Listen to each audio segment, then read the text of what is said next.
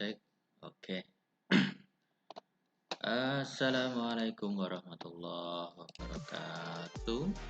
Bapak Ibu, anak kalian. Ya, kita coba untuk record.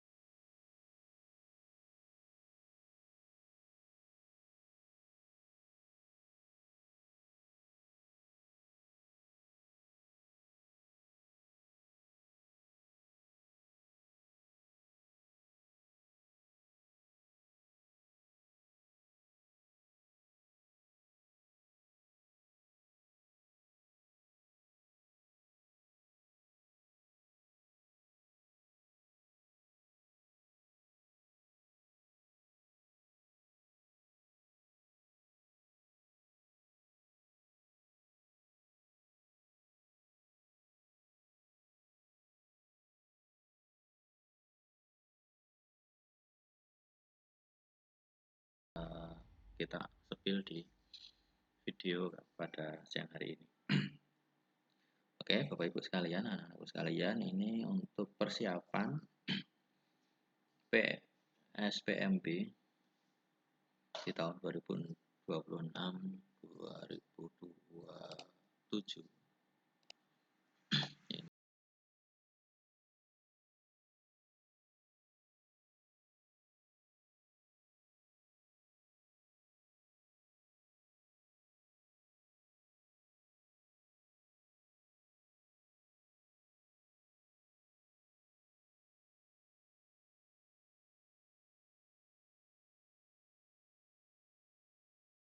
Yang tetap menjadi slogan Jateng, no titip, no just tip, slogan ya.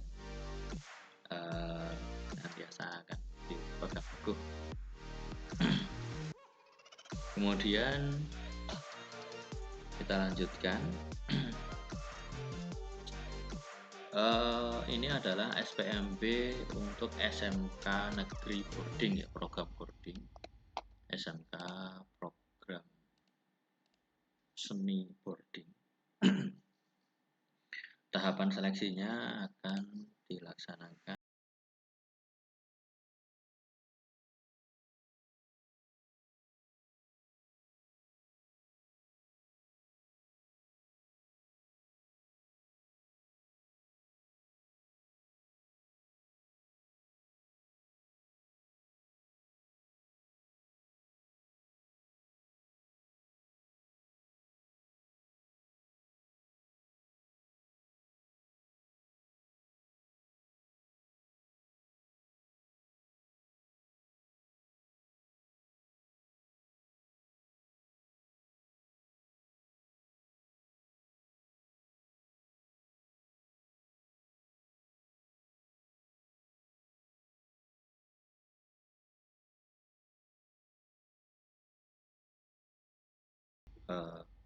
siswa ini memiliki syarat berprestasi. Kemudian kita lanjutkan untuk daya tampung.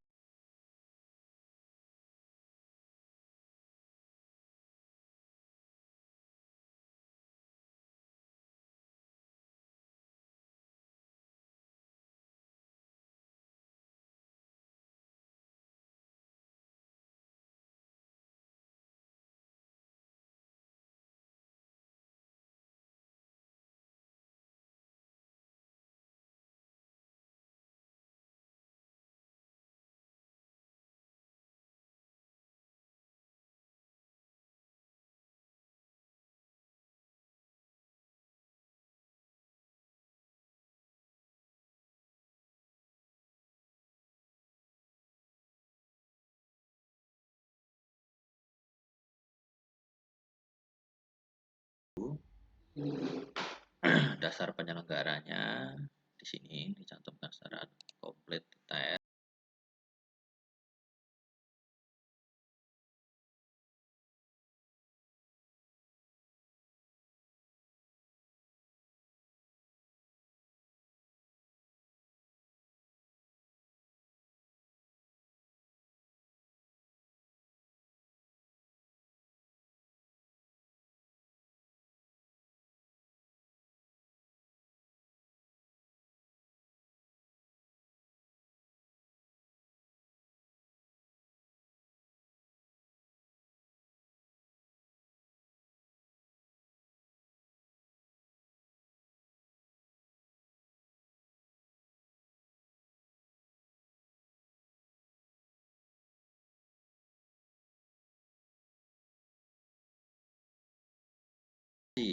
kejuaraan.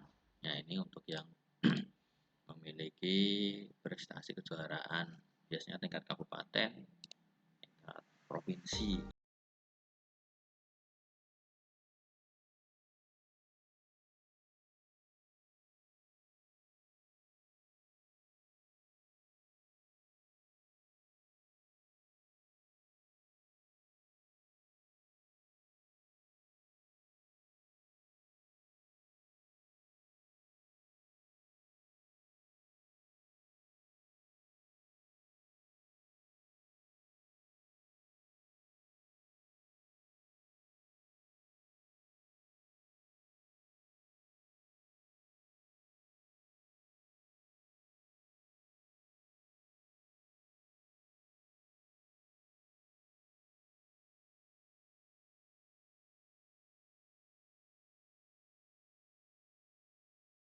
Satu sampai 3, kemudian diganti dengan detesen desil 1 sampai dengan desil 3.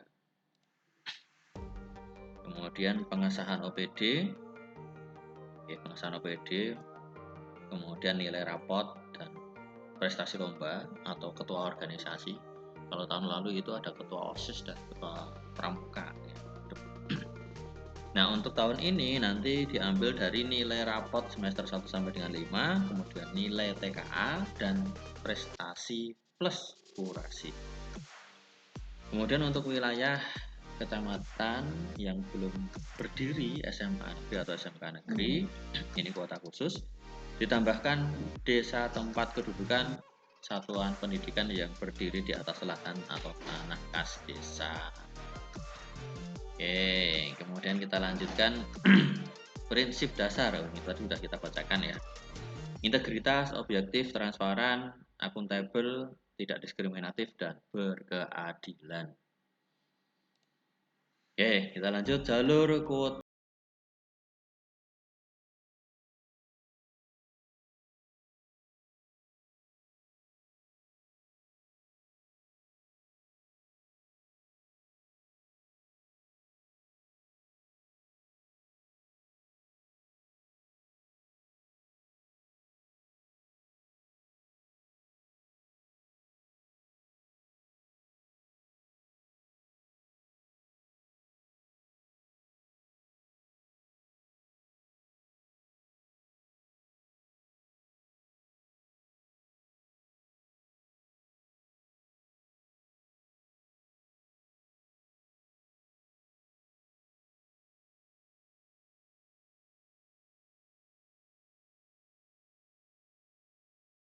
Disabilitas paling banyak 2%, khusus disabilitas.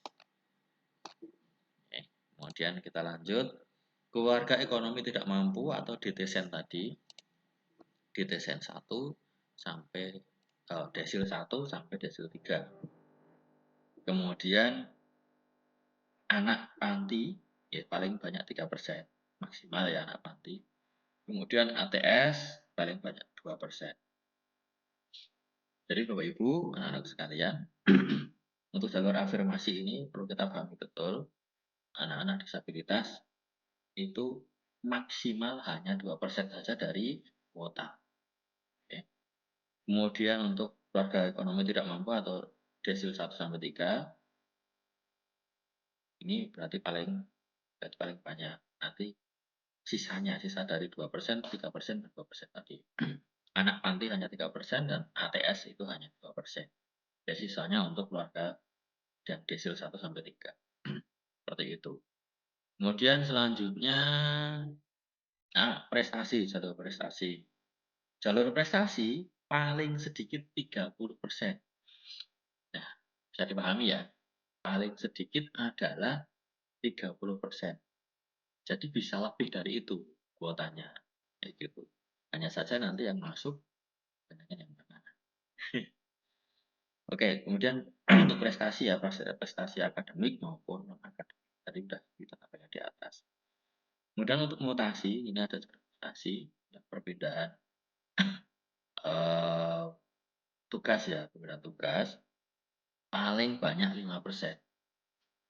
Ya, sekali lagi jalur mutasi atau perpindahan tugas orang tua itu paling banyak 5%.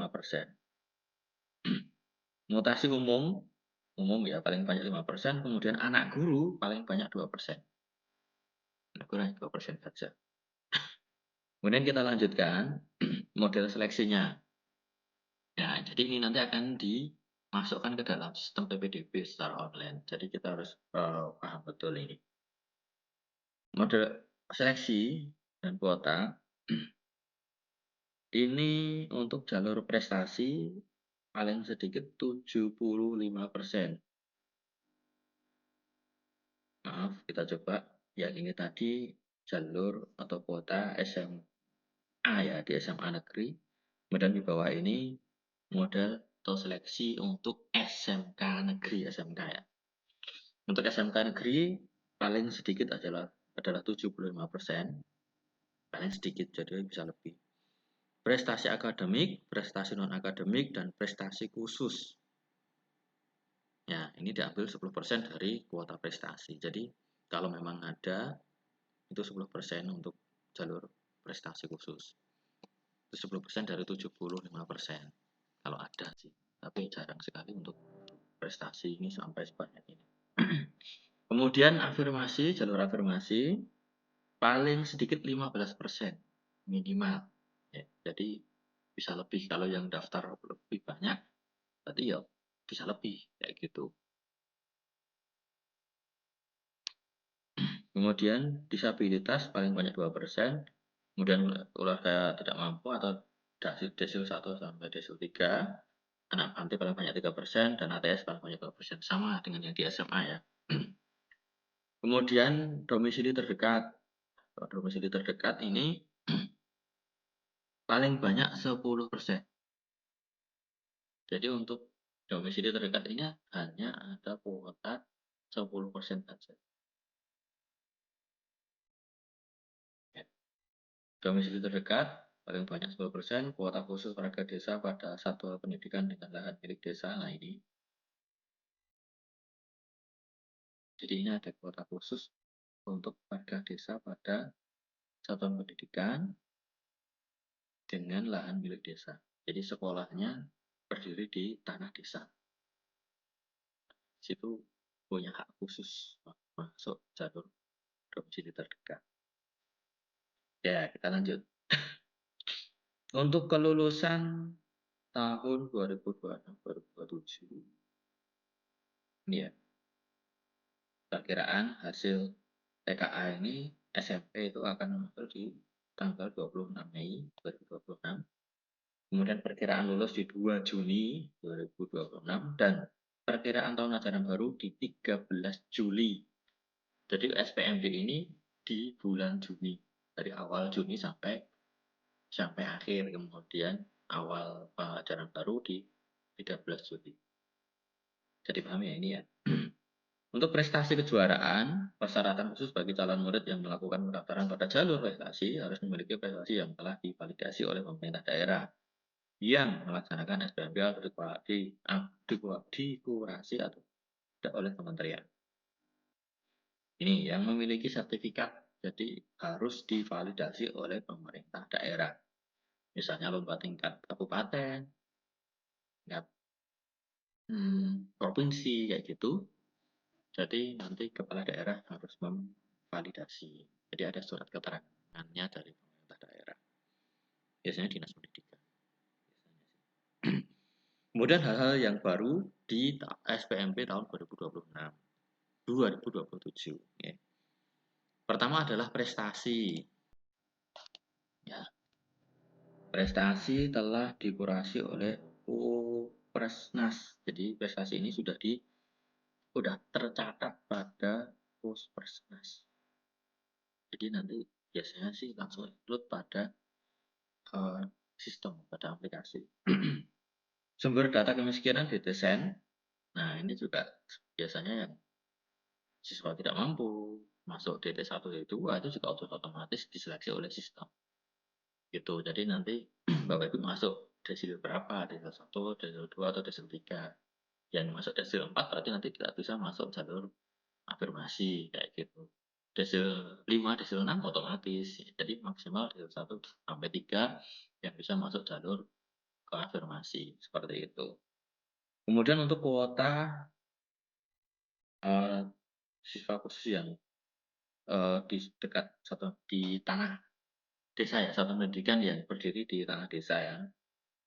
Itu tadi sudah saya maksudkan tadi masuk jalur domisili terdekat.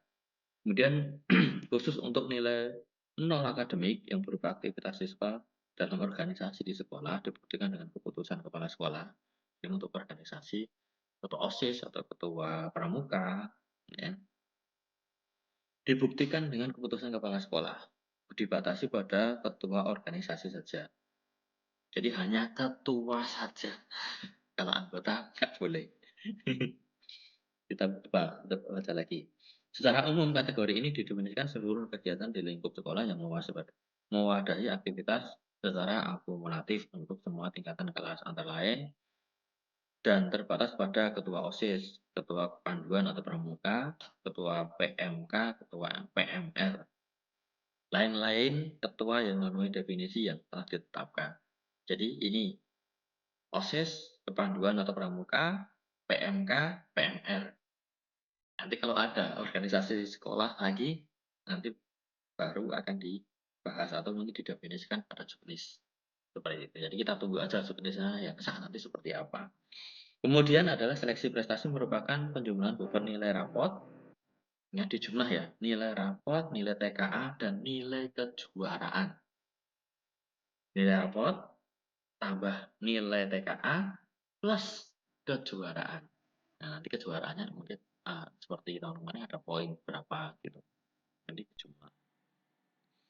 Kemudian rancangan jadwal penyelenggaraan. Ini rencananya. Silakan coba disimak. Mulai tanggal 15 Mei, sekarang bulan apa? April ya. 15 Mei 2026, pengumuman SPMB 2026. Ada pengumuman, sosialisasi, dan sebagainya. Kemudian tanggal 3 sampai 12 Juni, awal Juni ya, pengajuan akun. Jadi awal Juni itu sudah mulai pengajuan akun secara online. Jadi nanti adik-adik yang SMP nanti mulai tanggal 3 sampai 12 Juni sudah mulai untuk pembuatan akun atau pengajuan akun seperti itu secara online. Terus bagaimana caranya? Ya kita tunggu nanti sistemnya seperti apa kayak gitu. Selanjutnya di tanggal 4 Juni sampai dengan 13 Juni itu ada verifikasi dokumen. Jadi pembuatannya akun itu dari 3, 4 itu sudah bisa verifikasi dokumen ya, maksimal tanggal 13 gitu, yaitu verifikasi oleh satuan pendidikan atau sekolah terdekat seperti itu di sekolah negeri ya. Kemudian selanjutnya adalah setelah diverifikasi aktivasi akun itu mulai tanggal 4. Jadi setelah diverifikasi dokumen bisa langsung aktivasi akun ya di hari itu juga tanggal 4, maksimal nanti 13 Juni. Ya untuk pelaksanaannya nanti kita lihat situasi dan kondisi, biasanya ada maju atau ada mundur gitu. Ini perencanaan sementara ya. Jadi anak-anak sekalian, adik-adik yang masih SMP atau orang tua ingin masuk ke SMA atau SMK, ini perlu kita perhatikan jadwalnya, schedule-nya penyelenggaraan SPMB ini di Jawa Tengah. Oke ya, setelah aktivasi akun tanggal 21 Juni nanti pengumuman hasil seleksi. Jadi setelah diaktifasi akun otomatis bisa memilih SMK mana, SMA mana. Jadi setelah diaktifasi akun bisa memilih masuk di SMA mana, daftarnya kemana, atau di SMK mana, jurusan apa, seperti itu. Dan pengumumannya nanti diadakan di tanggal 21 Juni 2026. Sudah pengumuman diterima. Kemudian 19 sampai 20 Juni evaluasi ya, masa tenang. Masa tenang, kemudian sebentar. Ternyata Ternyata di tanggal 15 sampai, oh saya alurnya saya salah, maaf. Pembacaannya saya salah tadi ya. Jadi setelah aktivasi akun tanggal 14 Juni itu sinkron data. Panitia melakukan sinkron data calon murid baru yang telah melakukan aktivasi. Jadi ada waktu untuk sinkron data. Nanti biasanya nilai TKA masuk, nilai rapot masuk, nilai prestasi masuk, seperti itu. Baru tanggal 15 sampai 18 Juni itu mulai pendaftaran pemilihan sekolah. Nah, itu anak-anak sekalian bisa milih sekolah mana, bisa SMA mana, kemudian SMK mana, jurusan apa, seperti itu. Kemudian di tanggal 19 sampai 20 Juni, evaluasi atau masa tenang. Jadi setelah pendaftaran selesai, tanggal 19 itu di-cut, masih itu di-stop, masa tenang, panitia melakukan evaluasi, pelaksanaan SPMB itu seperti apa. Kemudian tanggal 21 baru pengumuman hasil.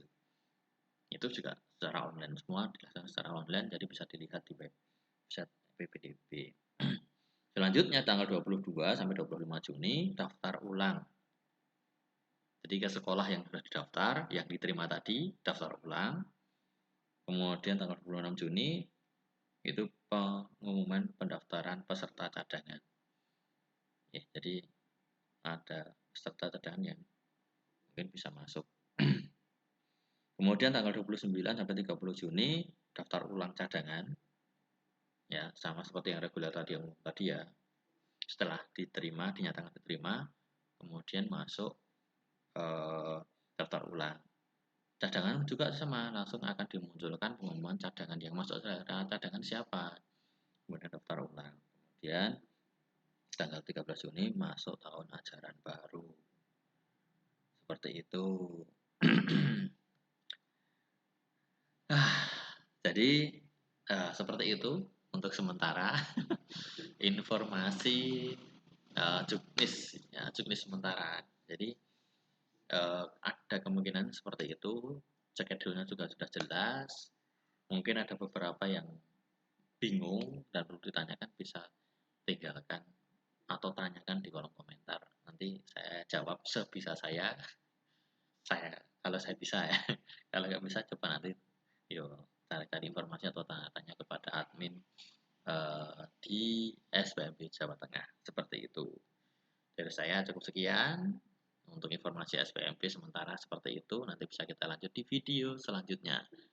Jangan lupa di like dan di komen dan di subscribe. Terima kasih atas perhatiannya. Assalamualaikum warahmatullahi wabarakatuh. Selamat siang, selamat sore, selamat malam.